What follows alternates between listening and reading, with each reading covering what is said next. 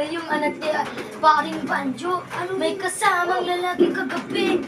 May naghatid sa kanya kagabi. Tapos ang liit pa ng ano niya, sayang niya.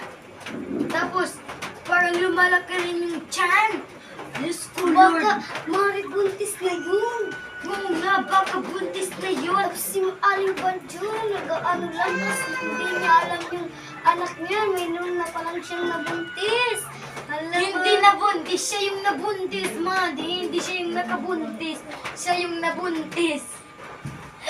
3. Ay, di ra langit.